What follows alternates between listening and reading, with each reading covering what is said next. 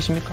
저게 굉장히 격앙돼서 나오는 발언이긴 하지만 올바른 비판이 아니라 그냥 상처 주는 발언을 어떻게든 해보겠다 이런 차원에서 나온 발언들로 보여요.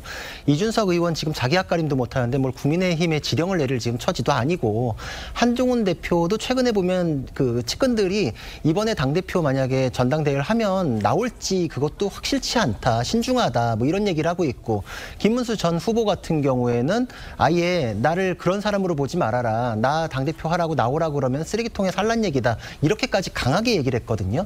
지금 전당대회와 관련해서 누가 당권을 쥐는지에만 골몰하고 있는 사람들만 저런 발언을 쏟아내고 있다. 이렇게 비판할 수밖에 없고 지금 당은 쇄신을 해야 되는데 김용태 비대위원장이 큰 책임을 맡았을 때 그래도 자기의 결단으로 무언가를 이루어 보겠다라는 스스로의 생각이 많이 반영되어 있다. 저는 그렇게 생각을 하고 있거든요. 예. 그리고 선거를 치르는 중간에도 그렇고 저는 이 이후에 쇄신하고 빨리 수습하지 못할 경우엔 당 자체가 굉장히 위태로울 수 있다라는 걱정을 많이 했습니다. 그리고 그 걱정은 비대위가 또 들어서고 그 비대위가 그 상황을 뭉개고 가다가 6개월 연장해가지고 내년 지방선거까지 그냥 가버리는 거. 뭐 이럴 때 완전히 국민의힘은 국민들에게 외면받지 않을까 이런 걱정들이 되게 많았거든요. 그리고 또 이재명 정부에서 특검 띄울 텐데 이때 그러면 단일 대우도 안 되고 당 내에서 자중질환 됐을 때 뭐 위원정당으로 몰아붙이고 이러면 이거 어떻게 대응할까 이런 걱정들이 있었는데 지금 그런 걱정하시는 분들이 있나 정말 의심스러워요. 저런 얘기를 어떻게 할 수 있을까. 저는 빨리 수습하고 새로운 지도부가 들어오게끔 했을 때 그때서야 쇄신이 될 수 있다 이런 생각을 하고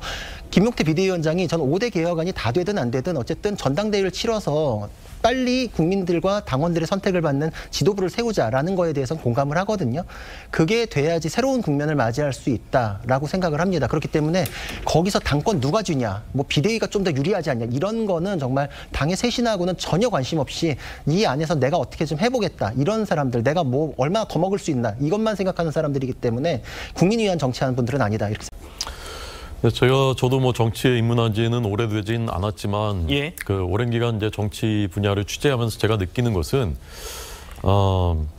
명분이 있는 사람이 결국 이기더라고요. 대의 명분을 갖고 있는 사람이. 그리고 민심을 이기는 장사가 없는 거고요.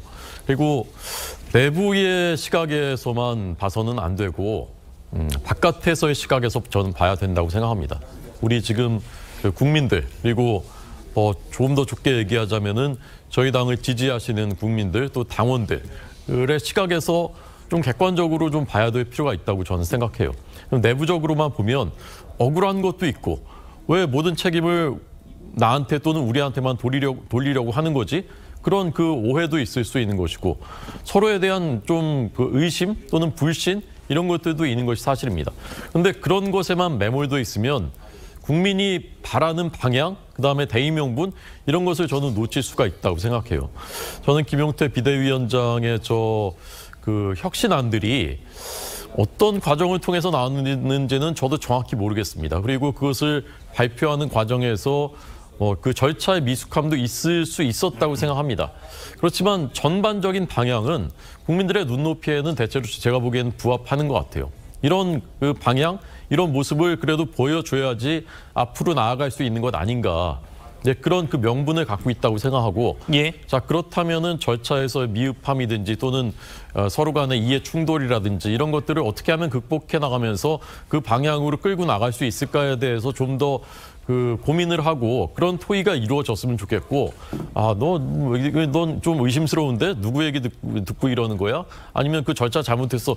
이렇게만 하면 앞으로 나아갈 수가 없고 그러면 또 어떻게 하자는 거죠? 저는 그런 생각. 일부 재선 의원들은 도시락 회동을 열고 김용태 위원장을 지지하기로 또 의견을 모았답니다. 만나보시죠.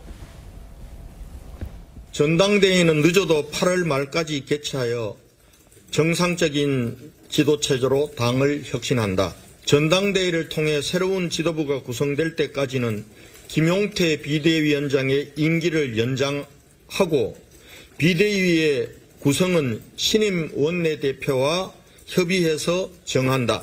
김용태 비대위원장이 제안한 혁신안의 취지와 정신에 공감하며 구체적인 실천 방안은 민심경청 대장정 등을 통해서 마련할 것을 요구한다. 좀 이렇게 이 연장의 뜻을 모으신 이유를 좀 더 구체적으로 말씀해 주시면.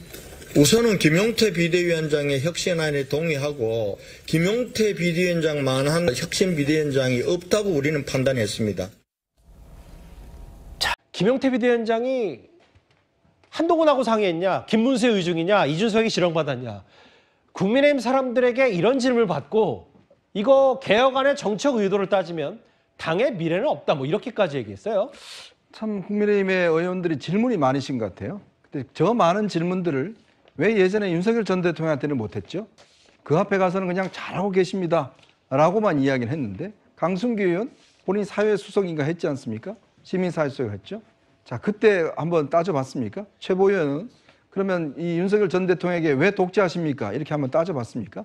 이제 김용태 위원장이 만만하니까 이제 저런 이야기를 하고 있는 것 같은데 지금 이 대선 패배, 그다음에 이어진 계엄과 탄핵 등등 쭉 전체적인 과정을 보면 과연 국민의힘에서 4선, 5선 했던 중진들은 뭘 하셨는지, 무슨 이야기를 하셨는지 저는 묻지 않을 수가 없습니다. 자, 그럴 때 한마디도 못하던 사람들이 이제 와서 당을 좀 뭔가 새롭게 바꿔야 된다 하니까 저렇게들 질문이 많습니다. 자, 지금은요, 이 문제가 왜 저는 걸림돌이냐. 결국은 이번 사태를 이끌어왔던 소위 친윤이라 하는 분들은 정말 입이 있어도 말을 하지 말아야 됩니다. 즉, 이분들은 나서지 말아야 돼요.